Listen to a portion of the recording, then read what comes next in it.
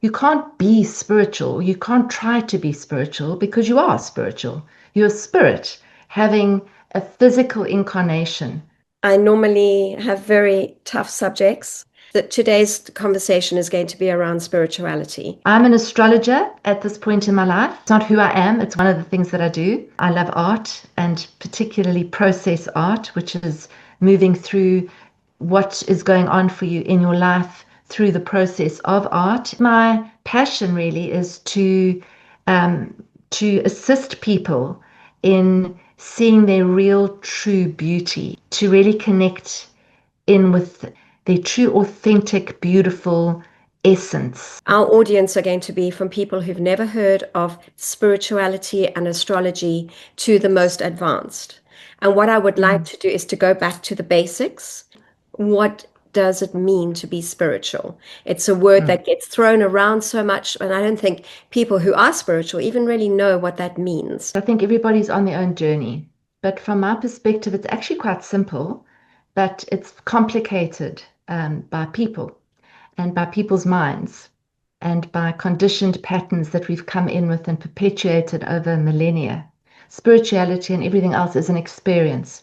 So for me, spirituality is the connection with this being, this person, with the larger formless dimension of life.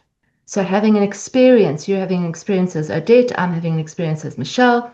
But if you go beyond the form of Michelle and Odette, and you transcend that, you are pure spirit, which could mean pure essence, pure energy, life, the life force. That then gets broken down into dogmas and into religions and into sort of what people think spirituality is. And it gets very confused from my perspective with religion, for example. And I mean, the word religion means to bind. Spirituality is opening and opening to the awareness that we are all connected, that there is nothing separating us, actually. So that's really the basis of astrology as well, which we can talk about. It's the study of energy. So spirituality for me is coming back to our true nature, which transcends the ego dimension, the form dimension, the personality, the identities that we have, the roles that we have. And it's coming back to who we really, really are. That's maybe a starting point. And it's a beautiful starting point. And especially when we're living in a time where everything is defined by science, we have to prove everything. I'm not sure if you can prove it because it's actually an experience. So coming into your alignment with who you are at your essence is an experience. It's not something that you can prove. I mean, if you look at, for example, astrology, which for me is like your astrology chart, astrology part is like an energy blueprint, a soul blueprint, a spiritual blueprint. Many people have tried to disprove it and they have not been successful, but they also have been able to prove it. What will happen is the mind will go into the why and the how. So how does this work? Give me proof. Like what, how do you do this? How does it work? And we can't describe that. It's like trying to describe the creator. It's like trying to describe, if you use the word God, how do you describe that? What is it? There isn't really an explanation for it. So then what happens is it starts to get broken down into pieces. This is God and this isn't, and this is right and this isn't. And it starts to get polarized and separated. And I think that's one of the main reasons why we're in the state that we are in our world. When do you think you first discovered that you were on the spiritual path or that you wanted to be on the spiritual path? So I was brought up in a Methodist church. It wasn't particularly fanatical or anything like that. It was relatively pleasant in Zimbabwe, Rhodesia as it was then. And we went to Sunday school and we learned the basics. And I remember being invited to a group meeting. They said what they had to say, and I just sat and listened. One of the chaps who was sort of curating the evening and preaching said, and we just want to thank you, Lord, for bringing Michelle to us. And we would like to thank you that she has given her life to the Lord, to Jesus. And not that I have any issue with the concept of Jesus or Christ consciousness, because I don't at all. But in that moment, at that relatively young age, I actually said, no, no, no, no, hang on a second. I didn't say that that's what I was doing. And this is my choice and my decision. And well, I'll make that in due course, but this isn't it. And obviously that didn't go down very well. But it did show me in that moment that hang on a sec, this doesn't ring true. And what I was seeing in that particular world didn't resonate with me. This that I'm being told by whoever it is, a doctor, a lawyer, a specialist, a whatever, does it resonate with my spirit, with my inner knowing? I then started seeking. And so it's been a very long journey that's taken me in many different directions to actually try to find what it is that I see as spirit. A lot of us are Mm, feeling like we've been on this big journey, we've gone a whole circle, and we're back again, still with all this knowledge and all these different religions and practices, etc. And yet we still have come back to almost a starting place, but with more mm, knowledge and a lot more mm, questioning. But before mm, you do that, when you talk about inner mm, knowing, are you talking about mm. intuition? Yes, yes. So it's a knowingness that arises out of stillness and presence that is not informed for me by the mind. So from what I see as let's just say a spiritual practice, if you were looking at a spiritual practice, it's to come back into alignment with truth. Now we can have your truth, my truth, and everybody else's truth. I'm not talking about that truth. I'm talking about the truth, which is actually, if you really break it down into simple terms, this is the only truth that exists in this moment. This, in terms of your and my lives right now, this is all. This is all there is. There is nothing else. Everything else is an illusion. The past is an illusion. The future is an illusion. The only thing that is real for us in this moment is this moment. So for me, when I come back into this moment, I'm aligned with the flow of life. It's almost like you opening up to the flow of life. And for me, in that flow of life, that's where creativity comes from. That's where intuition comes from. That's where the internal inner knowing comes from. When we come into our minds, which are dualistic by nature, because that's what they are, the mind will say yes, no, maybe, it could be. So you might have an intuitive feeling about something, but if your mind is very active, you might, in the very next breath, question that feeling and then sort of doubt. So that's what I think the practice is of if you call it a spiritual practice, is to keep coming back to this place of now, what is arising now? And it can get a little confusing because a lot of people will say intuition is feeling, but feeling is often something that arises from the mind. Yes. So you have a thought and then you have a feeling and then you trust the feeling, but the feeling isn't actually pure intuition. So when there's pure intuition, when there's a pure knowing, there's just a knowing. You just know that this is something you have to do. This is something that has to happen in this moment. There's no questioning Yeah. in it. Or a warning. It can also be like, No. don't do this.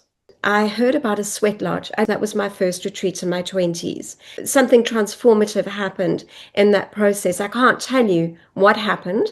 I came out of the sweat lodge, something shifted, something changed, and it opened my mind more into questioning further. I had never been religious. I didn't come from a religious family. We both come from Zimbabwe. Christianity is very Yes. dominant. Yes, In right. fact, you can go into a restaurant and have a menu with Psalm, blah, blah, blah at the bottom. So Religion mm, is very strong, and yet both you and I didn't feel that that was the right path for us. At mm, times, perhaps we did explore it.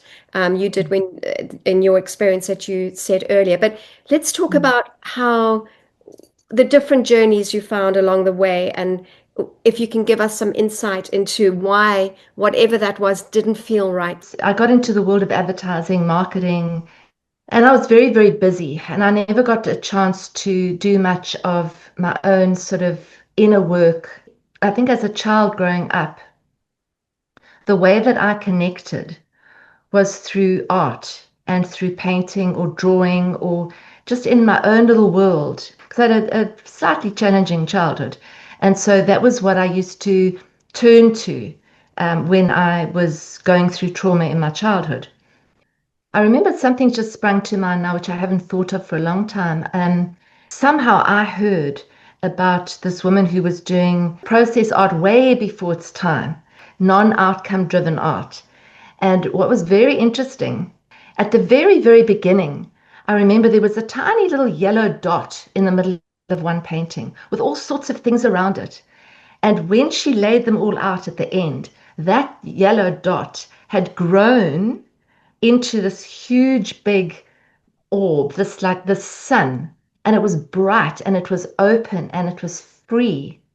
And I think in that moment, when I really think about it, I think that was a defining moment because I thought I realized that there was something else, that this was an organic kind of process, and that in that process, I was connecting with something that I didn't necessarily have words to say. I couldn't have described that, but I knew that there was an essence, and it was almost like this essence that was there in the beginning, but constricted, was eventually able to blossom. So I think that's been a very defining thing in my life, which I've never spoken about. So it's interesting that that came in when you asked me. And then I think out of that, I started looking and I started reading. I think what we've all done. I started reading all sorts of different things. I mean, back in the day, I read a lot of and listened to Carolyn Mace, Energy Anatomy, dealing with energy. What is energy? How does it work? And then that took you into the chakras and the energy systems, and that led me to other books. So there were very defining teachers along the way who just started to change my perspective. I know Conversations with God came up. That I read as well. So they were all little markers. And all that over that time, I was very interested in astrology, but I didn't have the wherewithal to do it. In fact, I started doing an astrology course way back then when I in my early 20s. But it was all about drawing the chart up and dividing it up into a circle. It was very mathematical. And I just didn't have the bandwidth to do it then. I was too busy. And so I let it go. And then much later in my life, I studied it, properly. But all the way along, I would actually look at it and say, but how does this work? It's so intriguing. And let's just call it the creative, expressive side of life, which for me felt like that was my connector. It connected me to this formless self or to this non-verbal thing that I couldn't speak about.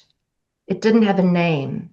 And I didn't feel that it was connected to one particular guru or one particular master or one particular religion. I felt it to be the life force that kind of permeated everything.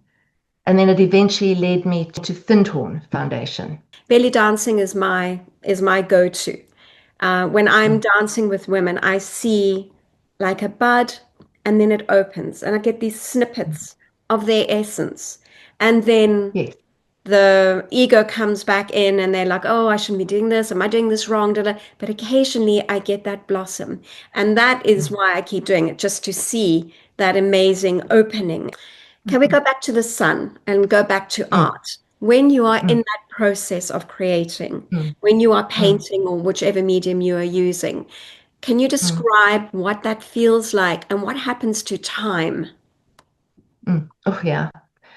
Yeah, so time completely dissolves and disappears.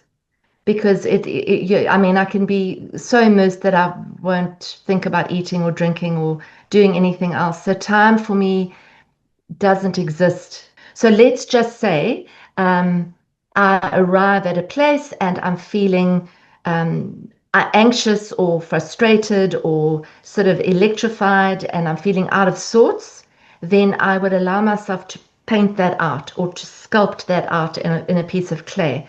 Or if you like, dance it out or shake it out. Or so you're being 100% present for what it is that's arising, and you're giving that form, you're giving that a sense of form. So you're getting it out.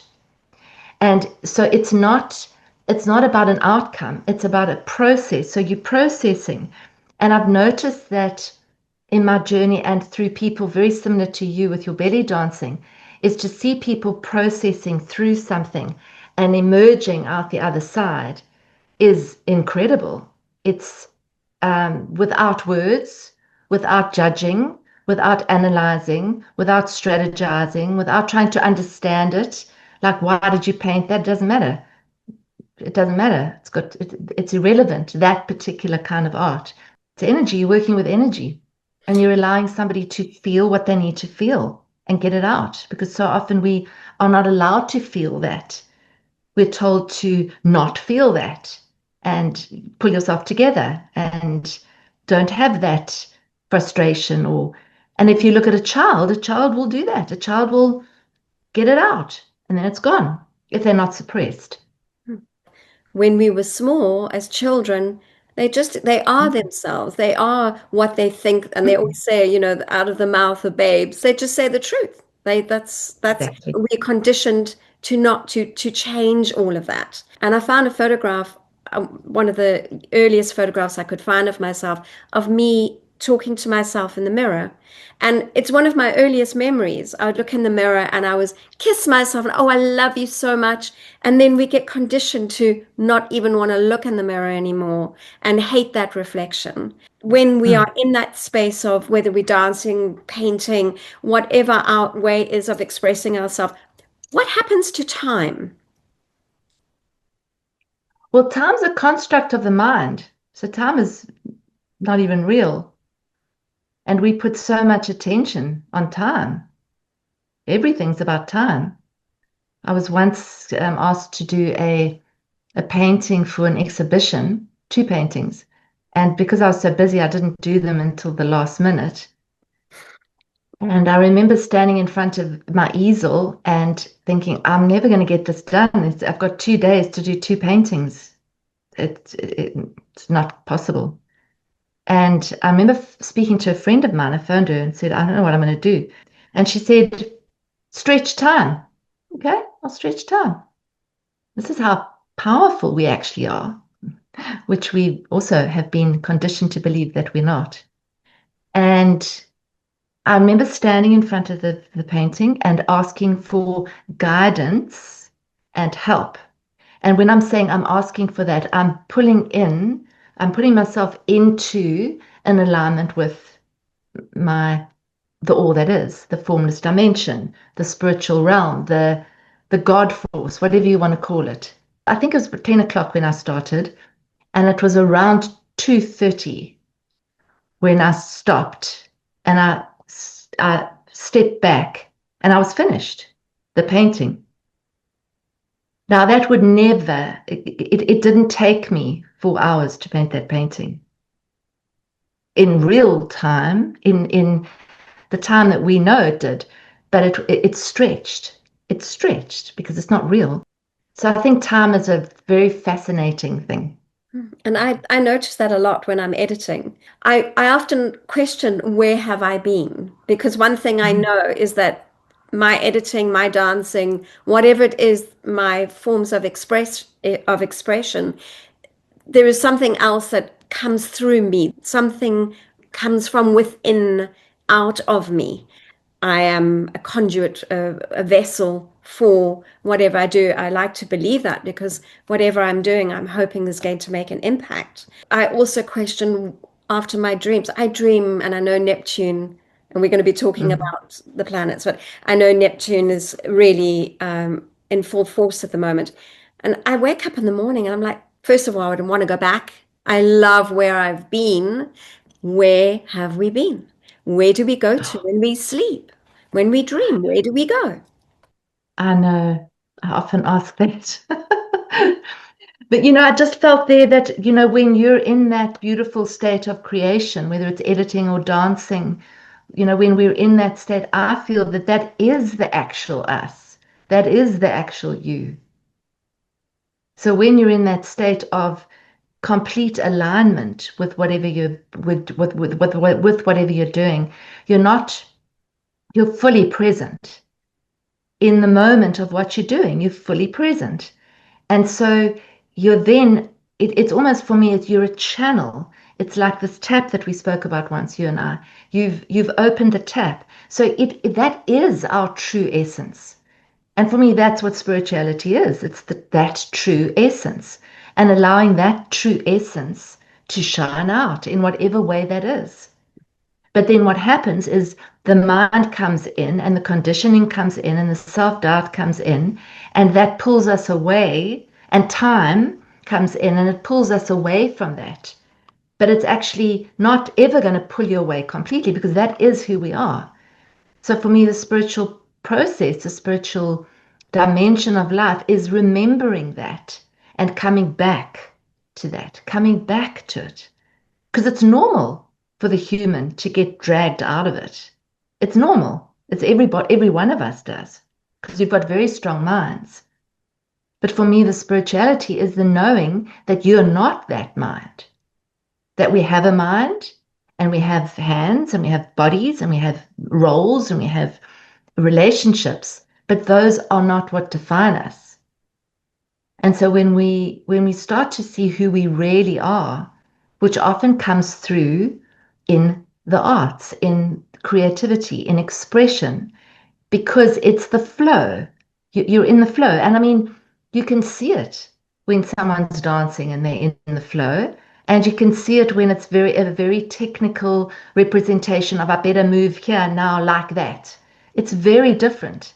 The one evokes feelings and it unites us, it draws us in, and the other one is just okay, I'm watching a technical performance or a technical art piece. Not that there's anything wrong with that, but that's very different expression. With this Western approach, everything has to Mm, be analyzed and be technical. mm, So, I mean, I'm doing belly dancing, which is, mm, it actually originated from India, and the gypsies brought the dance to the Middle East. So, through each country has a different, what I would say, like an accent. And mm. what is really interesting is if you go to and have lessons by Western teachers, it's all about technique.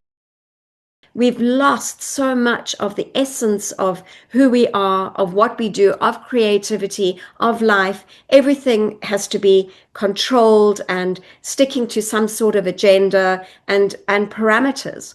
What I love Mm. about the work that we've done with you and John is about that opening. An amazing Algerian dancer called Amal Tafsout, who has Mhm. speaks a lot about shining from your chest. Make the sun shine. Let that open and shine.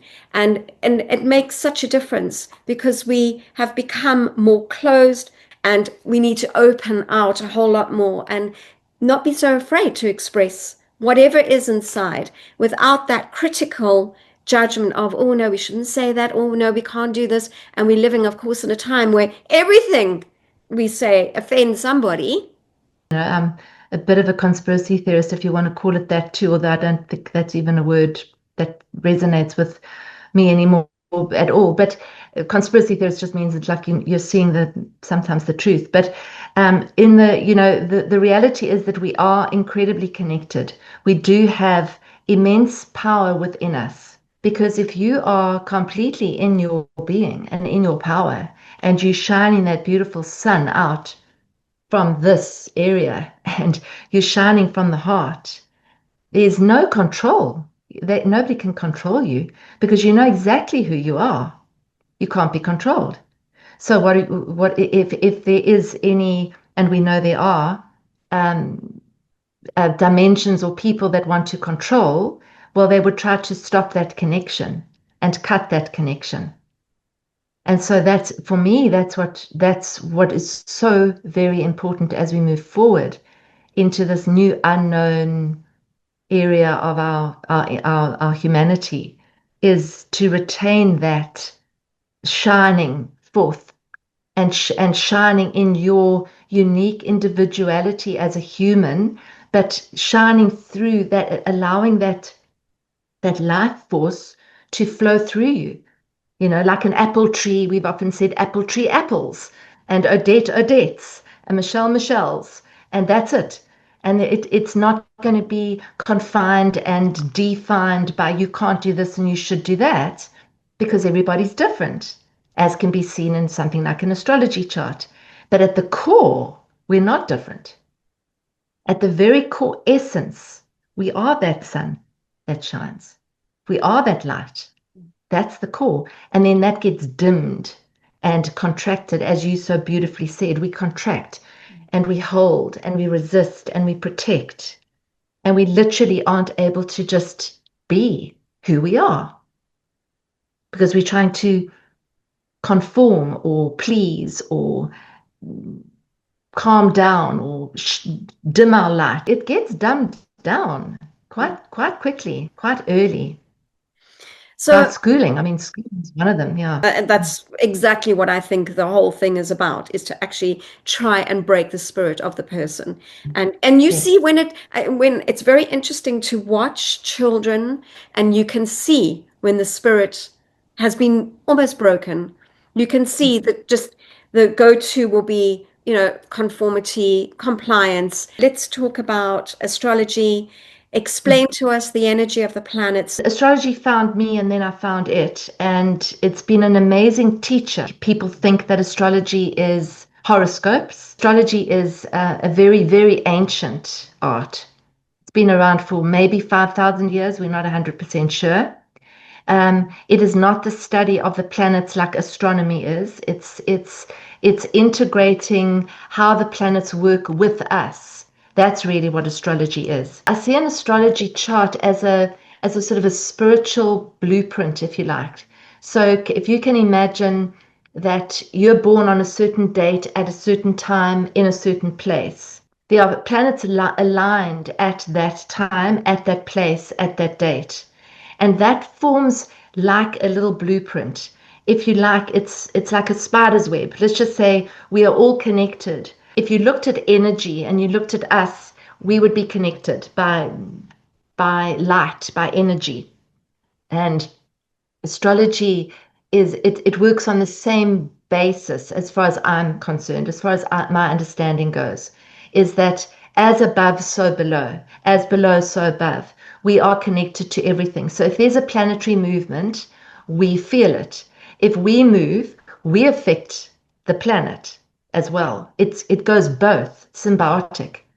And so it's one of the modalities. It's not the only modality. There are many, but it's sort of based on almost like a hologram. So we are kind of holograms. I mean, if you look at your eyes, um, and you can actually find out a whole lot about your health just through your eyes or just through your feet, through reflexology. An astrology chart really is a little map, like a snapshot of the heavens when somebody was born or when something is born. So, for example, if you start a company, and you have the exact date, time, place of that company has an energetic blueprint.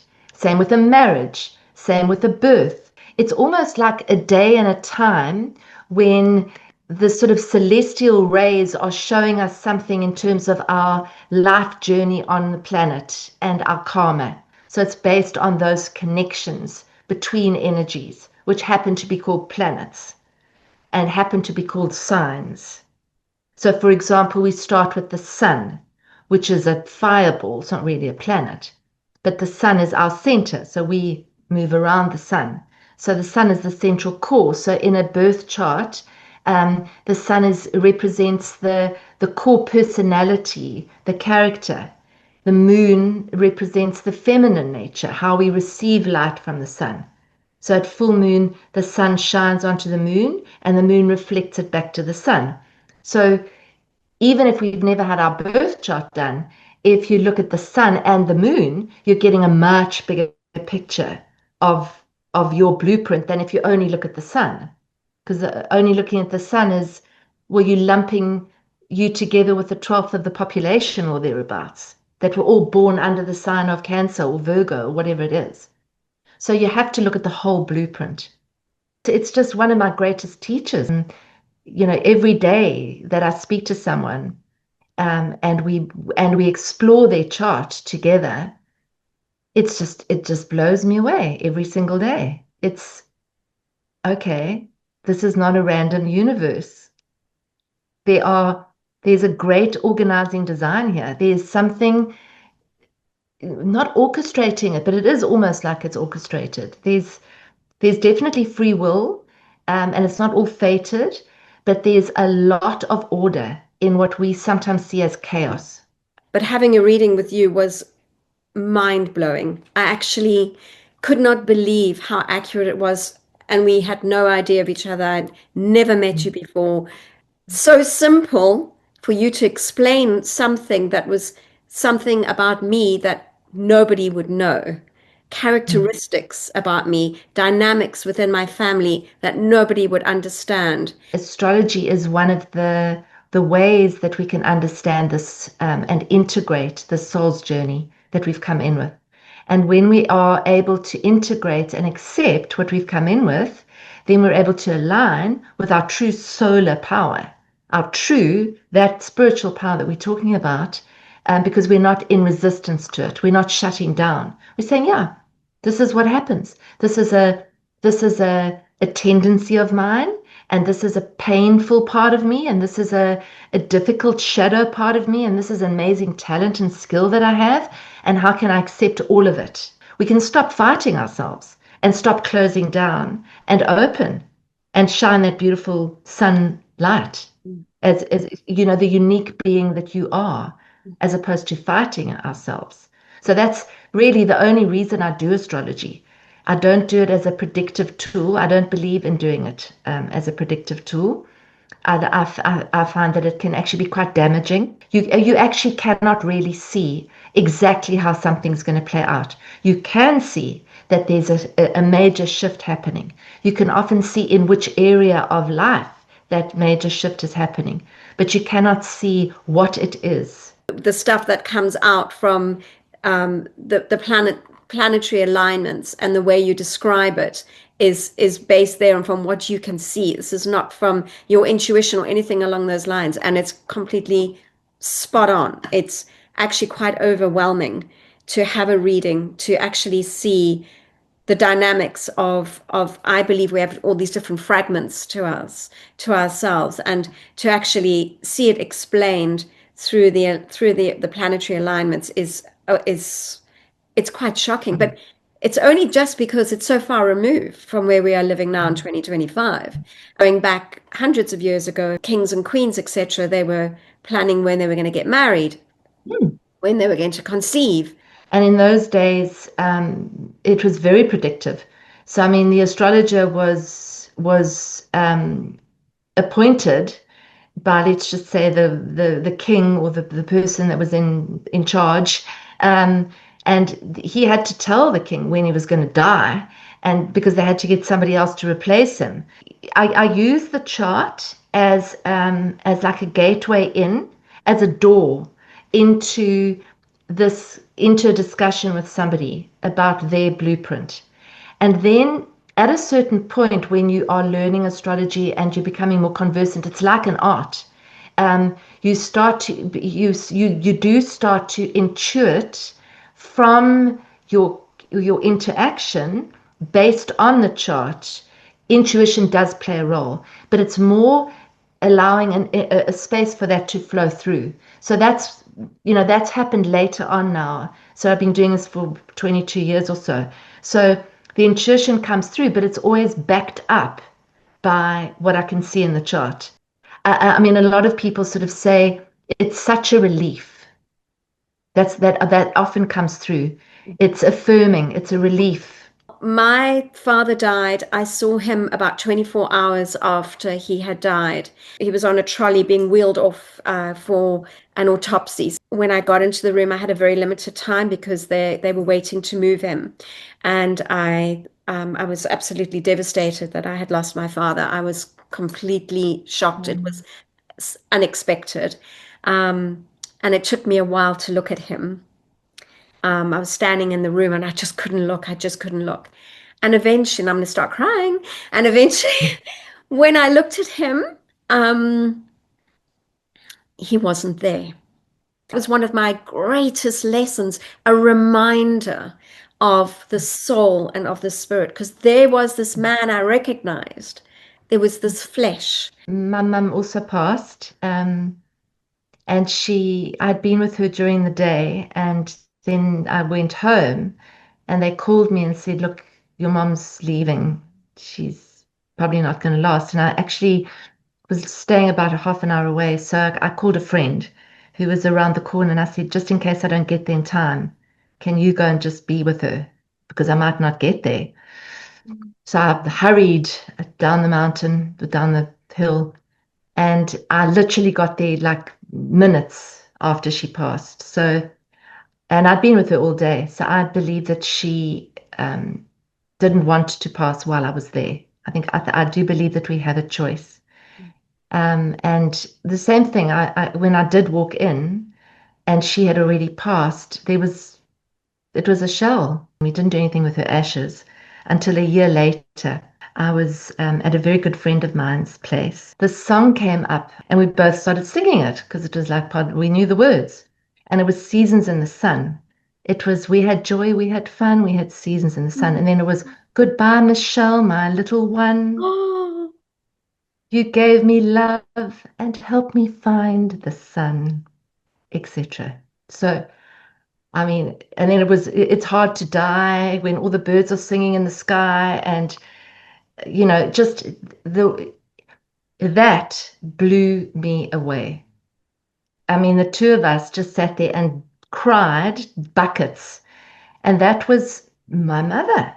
I mean, so we talk about there was no spirit, or that she wasn't there in her body, because she wasn't there in her body, but she was still there. She was doing something. She was making sure that my friend turned that song up so that I could hear it. there are going to be people listening to this and they're going, yeah, it's just coincidence.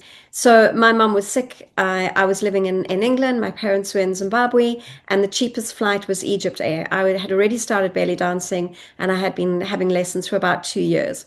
And so I thought, okay, well, on the way back, I will stop off in Mm. Cairo and I'll have some lessons. There was a big problem. I wasn't able to organize. The person who was going to help me didn't. So I only had a few more days. So I thought, so I took a map because now where am I going to go to whilst I'm here for the next 5 days? Closed my eyes, took a pen, bang, Dahab, which is in the Sinai. So I found out how to get on a bus, got onto the bus, went off into the Sinai, arrived in the Sinai the early hours of the morning in winter. And well, let me just tell you, it's in a magical place. It's big mountains and they're all different pinks and of hues of pinks and absolutely stunning. I was like, wow. And my goal was that I had met an artist living in the UK who had been in the desert somewhere in the Middle East and had had an incredible experience. That was my motivation behind this. So I didn't choose Dahab. I didn't know where I was going. I arrived, and within 24 hours, I was on my way off to a place called Rasaba Galum, which is a Bedouin community in the middle of nowhere. And I arrived and I said to them, I'm looking for a camel and a guide, and I want to go off into the desert, but he mustn't speak to me. Okay. And so they organized Muhammad and the camel, and off I went. And I ended up living for 3 years with a Bedouin. How did that happen? I was living in England, I was in relationship, I was working, and within a month, my whole life completely changed. And suddenly I was living in Egypt and I was living with Bedouin and teaching belly dancing in Egypt. Can you believe that? So, these are things, Incredible. there are no answers for this. All we have to do is follow our our intuition, whatever you want to call it. I think that's really, really important. So, Michelle, you and your partner, John, you do quite a lot of courses and satsangs, etc. Can you just give us a bit of information of what you're doing? John and I got together in 2019. He's my partner. And I had been running workshops on my own and retreats, and he had also for many, many years. And we started running a couple of workshops together in and around Cape Town. And then the COVID thing happened, and we couldn't do that. And so we both got together and said, why don't we put a course together, an online course? It's called Journey to Freedom. And it's a journey basically of liberations. And we give you tools and practical activities and meditations and affirmations and journal questions. And we have Zoom calls once a week. So it's very much put together as a sort of a sequential journey to bring awareness and consciousness and to bring you into the now and to come back into the truth of who you really are. That's our intention. And then we have an inner space community. It's called Inner Space, which is to help you keep on track and to help you keep coming back. So it's also themed to the astrology of the time, lightly. That was designed to sort of help build a safe place for people to share and to come to and to bring them back if they're going off track. And then we do retreats as well around the country. I bring the art side in. It helps to actually kind of make the teachings very experiential. So John, my partner, he's a very, very good way of explaining very big concepts in a way that can actually shift people. You both bring in very different elements to the course, which is both as powerful as each other. And I'm absolutely loving the meditations, which I still get to keep, which I'm so grateful for. For someone who is beginning their spiritual journey, can you recommend what books they should have a look at? I think Eckhart Tolle would be a teacher that I would read. Power of Now, how it can change your life, living more in the present than in the past or future. When you grasp that, it can change your life completely. Michael Singer, The Surrender Experiment, and The Untethered Soul. There's a teacher called Gangaji, and she's written a book called Diamond in Your Pocket, also beautiful. And they're all on audio as well. The relatively non-dual, simple teachings. They're not teaching you any crazy, complicated processes and ideas and concepts. It's almost like we are undoing that. And I think, what you said earlier, a lot of people are coming back to the starting point.